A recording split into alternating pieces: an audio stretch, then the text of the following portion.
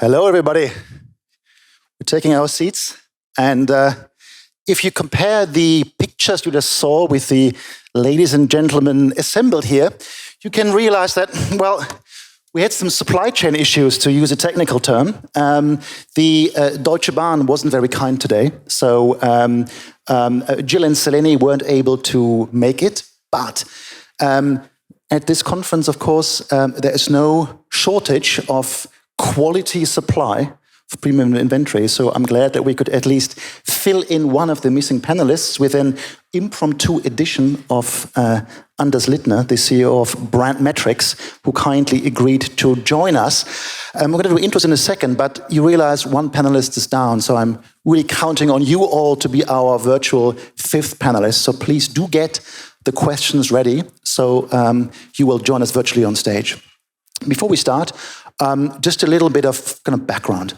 This is an international markets panel, so we're going to take an outside-in view. What's happening in the world around us? What's happening from the advertiser perspective? How are media owners thinking about this dual challenge that we have of the economic crisis, also the structural changes, first-party data, end of cookies, retail media? And what does that make with international advertising markets? And also, what are the impacts for Germany? 2024 is a tough year, and I can see that when I crunch my economic data.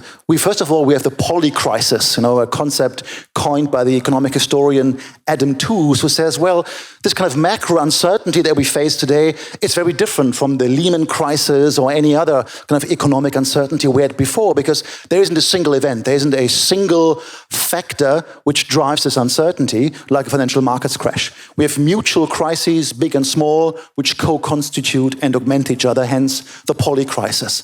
And that makes predictions extremely difficult, right? So in a sense, there's this statistics joke. You should stop being a novelist, become a statistician. You have much more creative freedom. And it feels like that we don't really exactly know where the ad market is going to go. And of course, the entire infrastructure on which we transact and which we make business is changing. And about the kind of intersection of these dual trends and what that means, I'm delighted to speak today with my panelists. To my very left here, we have the esteemed Fernando Machado, a senior brand advisor at NotCo. We can see what that means in a second. NotCo. Anders already said thank you very much. Next to Anders, we got Courtland, ad tech and retail media tech innovation lead at Douglas. And then we have the lovely Julia Rast, straight from Amsterdam, from GroupM, senior director, emerging innovation, a very important topic. Fernando, I'm going to start with you. You kind of are deeply on the kind of advertiser side. Tell us a little bit, what do you do, how do you look at this market, and what do you make of this poly crisis for advertising investment? Yeah, well, thanks for having me. It's a pleasure to be here. I've been here earlier today, so maybe some of the folks have seen my keynote. I've been on the client side my whole career. First working for Unilever for 18 years, then Burger King, Restaurant Brands International, then Activision Blizzard, and NotCo as CMO, and now an advisor for NotCo and working with several different brands in a private equity group in the US. And look, I mean, I am, like every person comes with its own bias, right? I'm Brazilian, that's why I have this accent, and I grew up in Brazil. And if there was one thing that I've learned while growing up in Latin America is that you need to be able to cope with uncertainty and with crisis. I think that growing up, the economy was like getting like curveballs thrown at it, like left and right. And I think that's why maybe the type of marketing I try to do, and even the way I think as a person, I try to be very flexible, nimble, and being able to pivot. I think that those are like the characteristics which are required today to succeed in an environment of like high levels of uncertainty.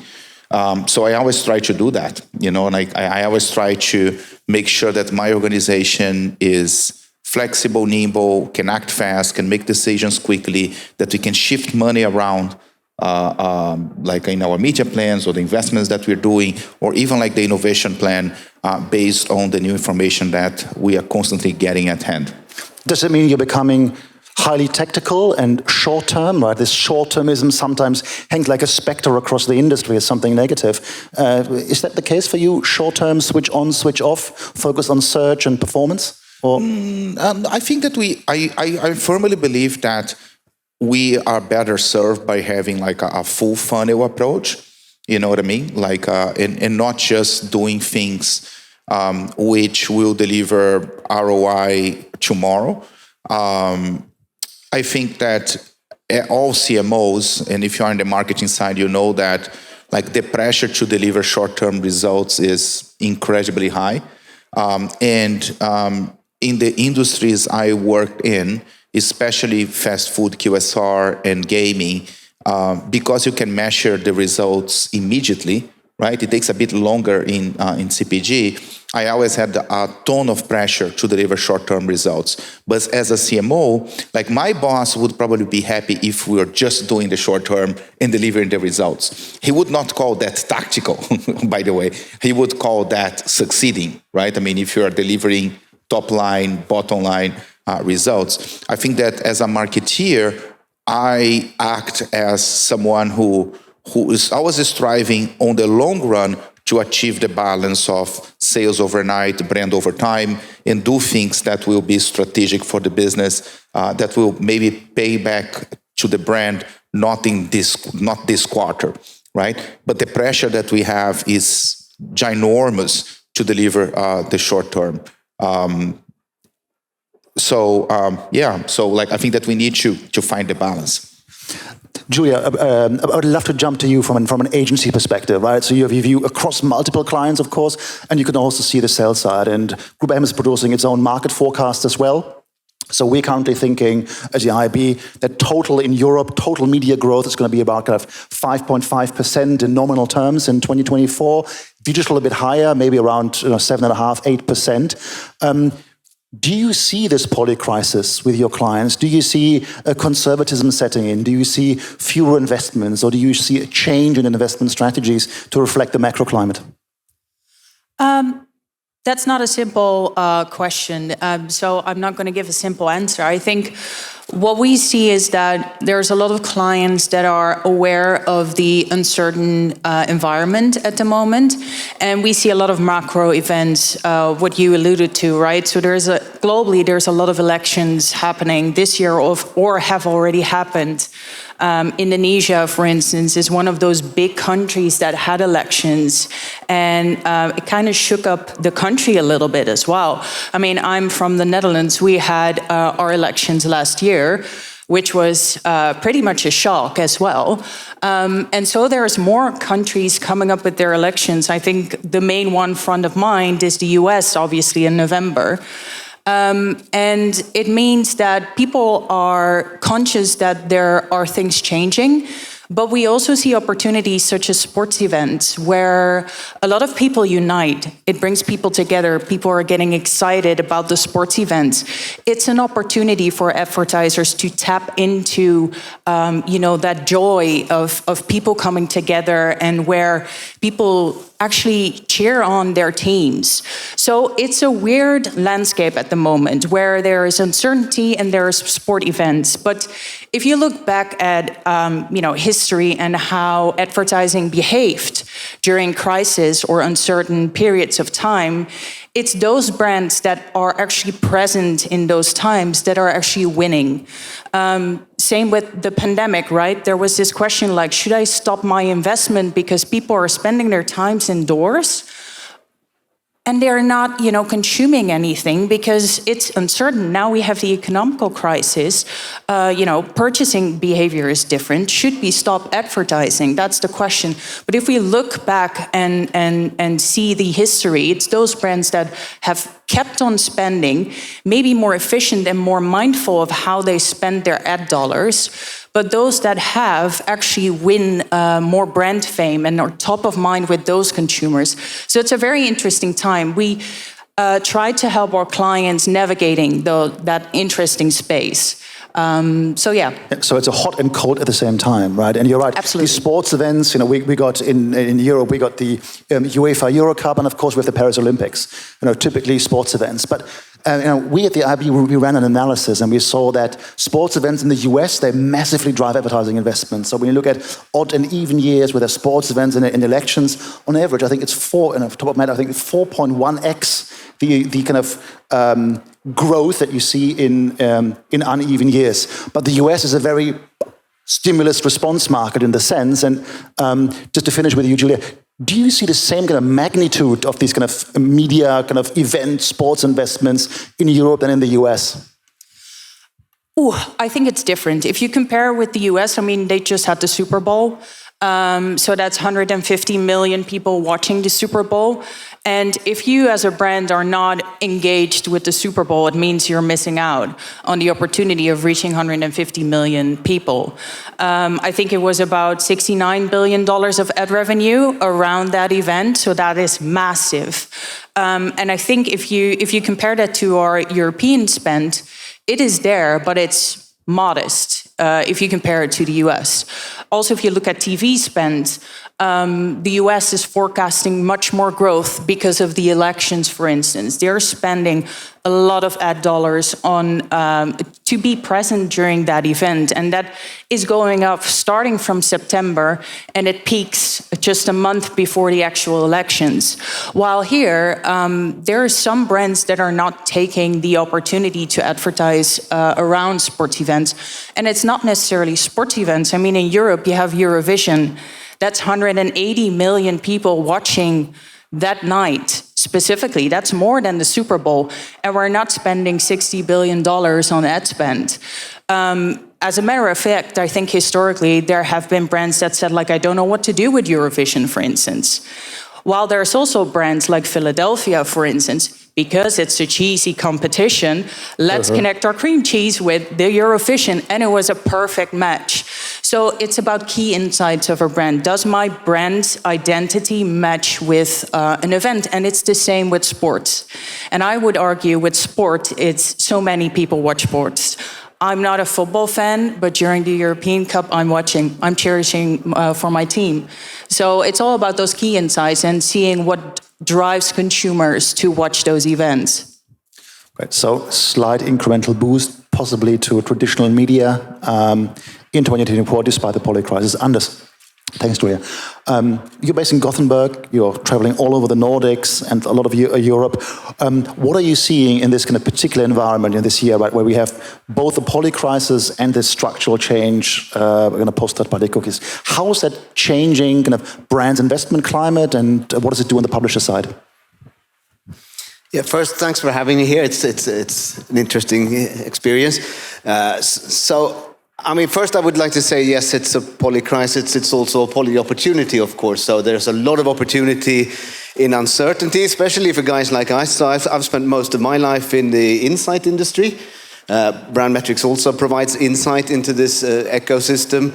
And the best thing for an insight vendor is uncertainty. Like high economy, well, low, it doesn't really matter. As long as everybody's uncertain, they're going to turn to the insight vendors and try to figure out what's going on. So it's a positive space from that perspective. Of course, it's a challenging time for anyone, especially mainstream publishers are super challenged.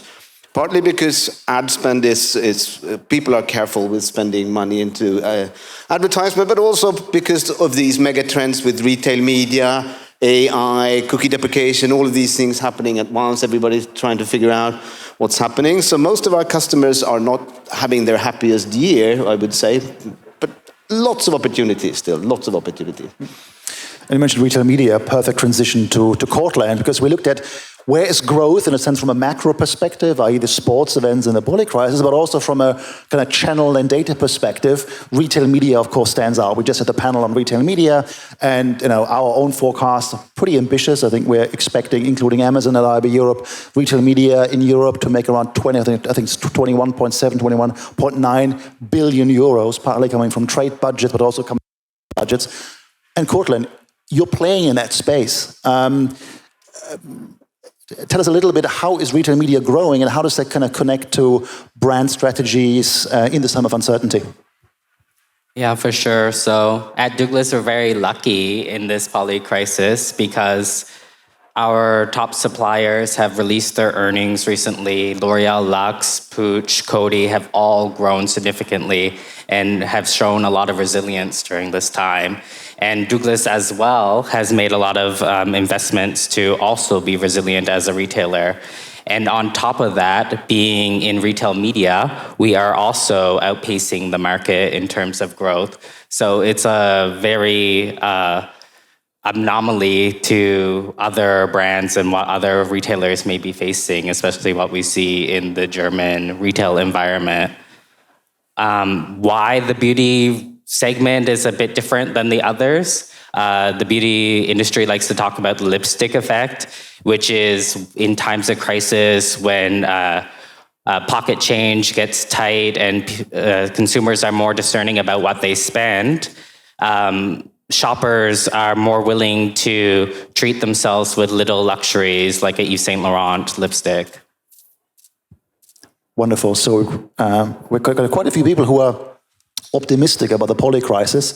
I want to hunt for a few more growth drivers, right? So we have the sports events, we have a retail media, we in a sense have the kind of, you mentioned it, Fernando, kind of in a sense the short-termism as a kind of positive driver.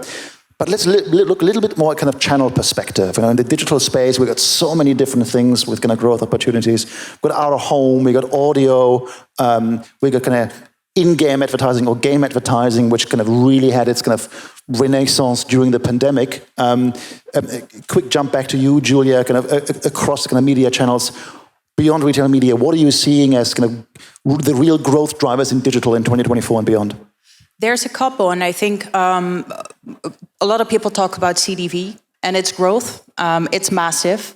But I like to emphasize on audio, as you mentioned. Audio is the most underinvested media in the world, which means that more people are spending time consuming audio versus the brands that are actually investing into audio. And that has a couple of reasons. One of them is that digital audio is measured differently than traditional radio, for instance. Traditional radio is planned on GRPs, for instance, and digital audio is benchmarked on impressions. For a very long time, it was very difficult to actually compare the two. And if you would ask a planner, an AV planner, like how do you plan traditional radio, how do you plan digital audio? We have our planning tools for traditional, but with digital, it's just we want to be in the space because we know it has a younger audience and we need to be there. But honestly, I cannot justify how much I spend in there. Well, that has changed. I mean, we have developed a tool, for instance, that enables aligned measurement. So we can actually pull reach curves both for traditional radio versus digital audio, and we can compare the two. So instead of you saying I spend a lot of money on traditional radio, which is much cheaper in most cases, instead, we can actually find the optimal reach point for clients where they drive more reach, but also have more impact across those audiences. And we can actually show them a cost efficiency. Because a lot of people think, if I put enough money on traditional radio, for instance, I will get my reach. But there's that point of diminishing return where you don't get enough reach anymore. So audio is that space where we also see in our this year, next year, end of year report that traditional radio is declining 3.1% over 5 years, each year over 5 years, while digital is increasing 6.5%. So I would say audio is a big driver of growth. And you also see it in a cross-channel mix, that audio now gets a place into, those big chunks of investment that CTV, display, video would normally get from advertisers. Audio is there at moments where there is no screen, for instance. There is often times where you're in the gym or you're commuting to work where there's not necessarily a screen, but you can actually be engaged with your consumer because they're actually listening to something. It's a very private moment. And now we have more measurement, like attention as well. we can actually say more about the impact of audio. Same for gaming. I mean, gaming is, I wouldn't say it's nascent, definitely not, but when it comes to gaming as a media channel, I think there's a lot of advertisers who skip that opportunity because they are not aware of what kind of impact it can bring or how it can be put on a scale with the same channels, for instance. So those are two more emerging channels that get more attention in the upcoming years, definitely.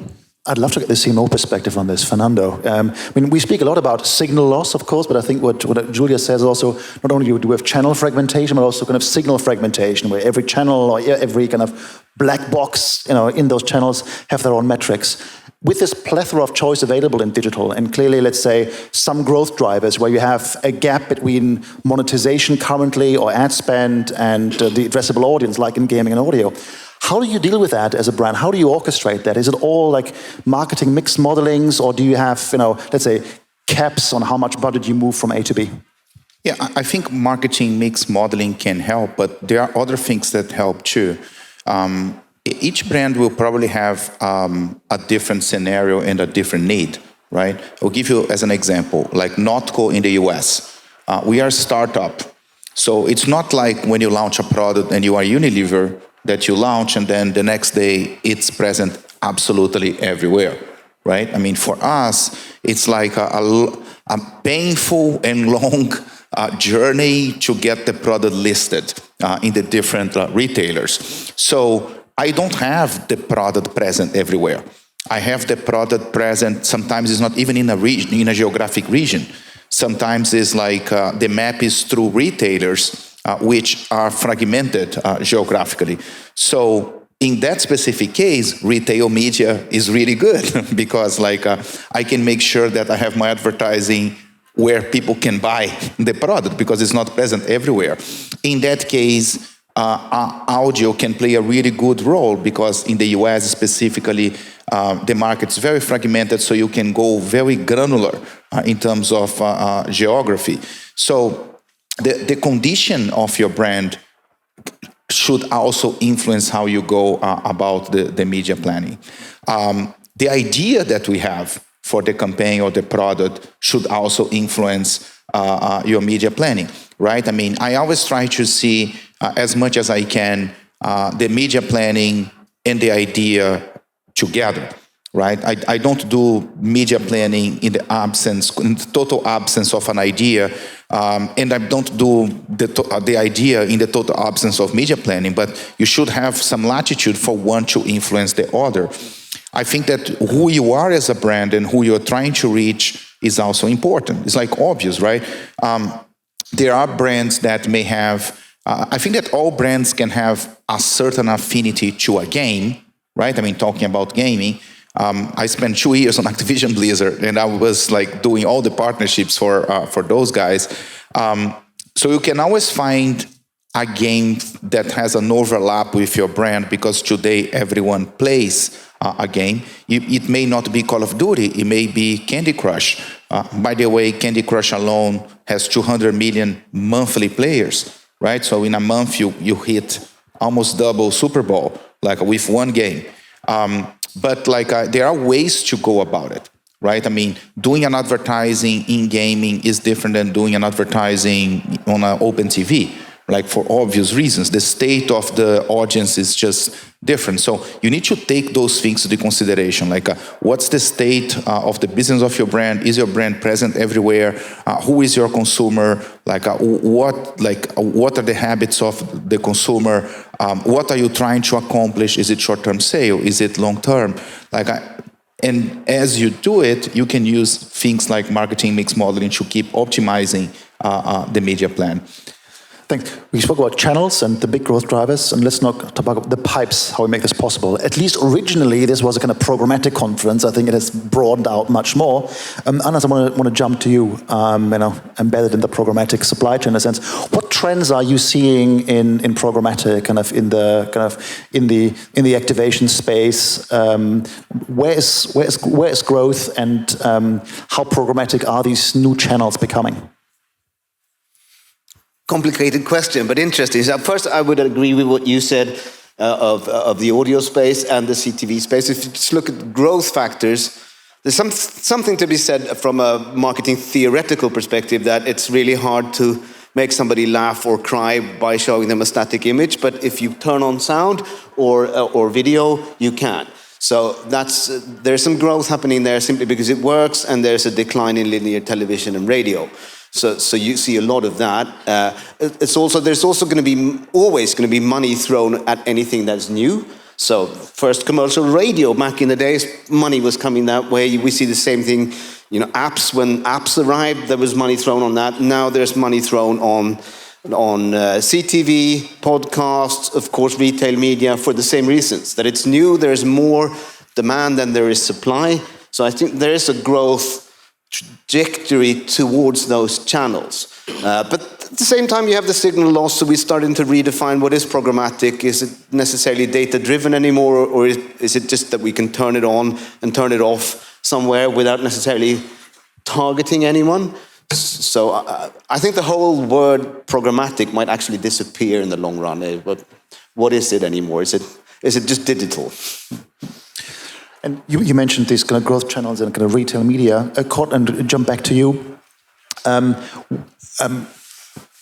What are advertisers expecting? What are your clients expecting from retail media to invest more in the channel? Is it business outcomes? Is it data? Is it just hard sales? Or what kind of metrics are they looking at?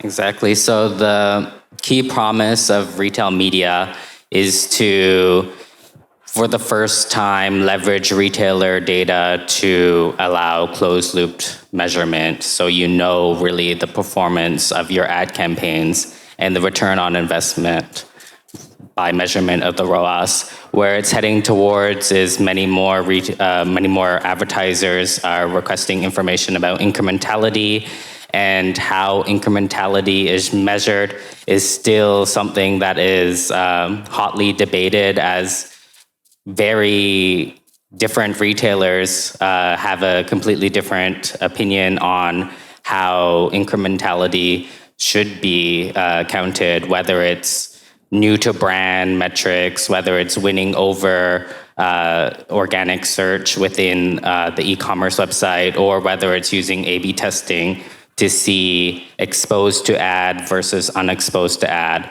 So these are the type of things that advertisers are really looking towards retail media to offer, is to have deeper insights on how my advertisements are performing to better steer their marketing strategies.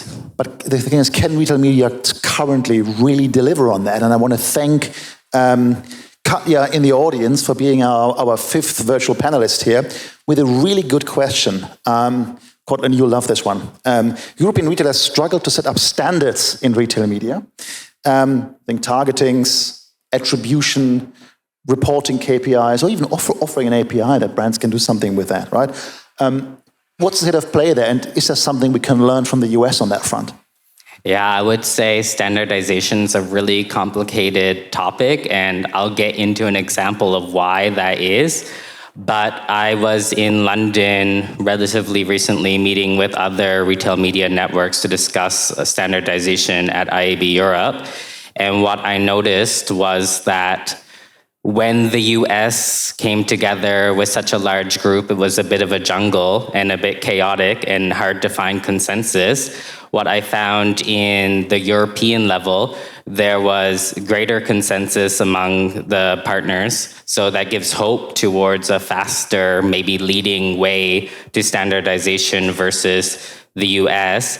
And in the German IAB with BVDW, I believe that the retail media networks there probably could even find consensus faster on a German level than what was being discussed in the European workshops.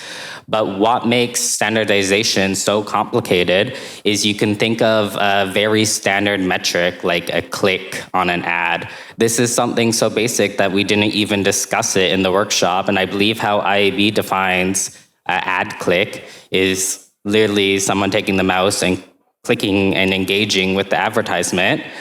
But at Douglas, for example, we have a heart button on the corner of our sponsored product ads where users can add a product to their wish list. And we don't count that interaction as an ad click. We only count it as when the advertisement leads to the landing page. And I believe that there's so many more complicated e-commerce innovations that can be done, like one-click payment or directly add to cart, where it's very clear that these type of engagements with an ad should be counted as a click. But something like adding to wish list, which is a very common and important part of a shopping journey at Douglas, maybe that is more highly contested, whether it counts as a click or not. Yeah, so you can see there are lots of exceptions in retail media. It's not as straightforward as, in a sense, straightforward like publishers, right? We've done as an industry standards all the time, but this is a particularly gnarly area. But I think what you're saying is that we got somewhere with the standards, and I think for those in the audience, there's now a V1 of European retail media standards out for public comment.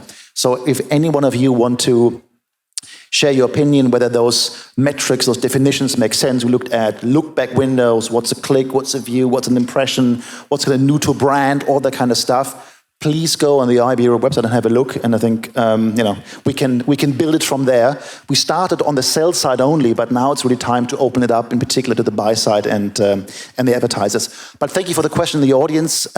Keep them coming, please. It really livens up the discussion.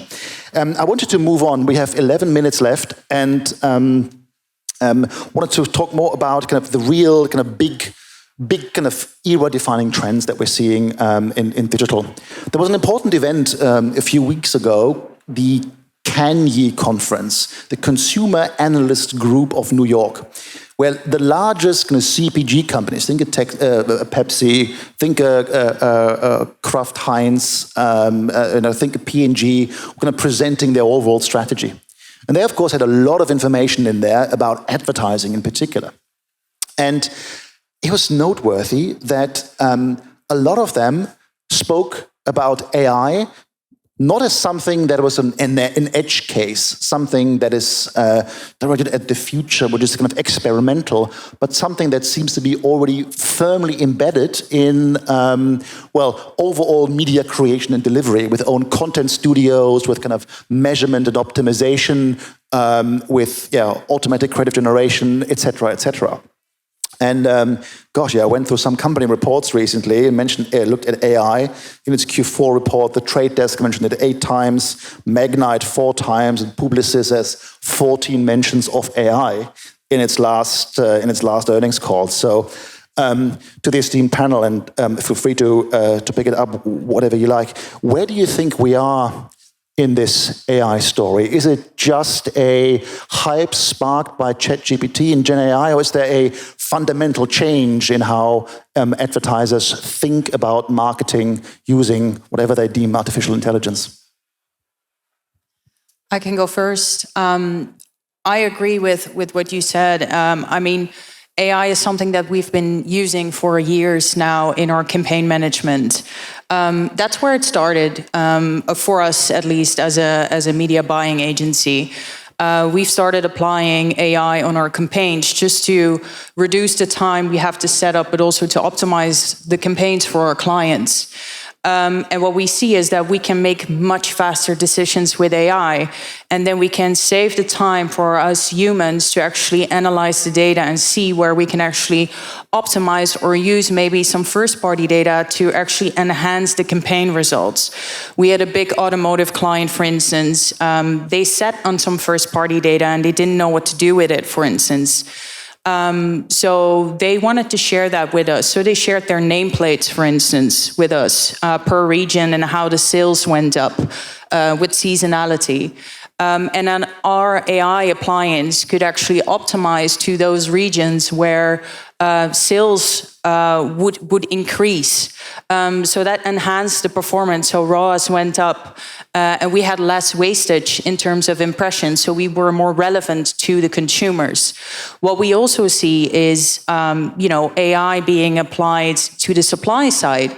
where we're using supply side data and we're enhancing cohorts or audiences with publicly available data, so we can make better suggestions what type of audience a brand can actually engage with. Another one, creative, is a very obvious one. One, it's to create and produce assets in a much faster fashion, but also we see AI voice coming up now a lot. It used to be very robotic, honestly, but the platforms now, the technology advanced so fast that we've seen ads that actually are fully produced by AI voices, which is nuts if you think about it. Conversational AI and marketing is something that is coming up. And I would say we have just started to learn applying AI in advertising and marketing. And I think it will only evolve, and we will get better in using it and applying it. And it will get more exciting. So I think it's a nice outlook for us all. I could follow up from there. There's so many flashy things that is talked about with AI, whether it's generated videos or images or ChatGPT, chatbots, etc. But all of this AI products are enabled by the breakthroughs in the math and the science that allows those products to come to life. And those breakthroughs in machine learning models, etc., can be applied to analytics products that retail media networks could provide to really drill into all the wealth of data that retailers hold to provide better insights to our brands. And I have also homework for everyone in the audience. There was a study that came out that said over 90% of e-com employees in the US have tried to integrate ChatGPT into the work process. I'm curious if everyone asked their team here, would they see this 90% number or would they see something significantly lower?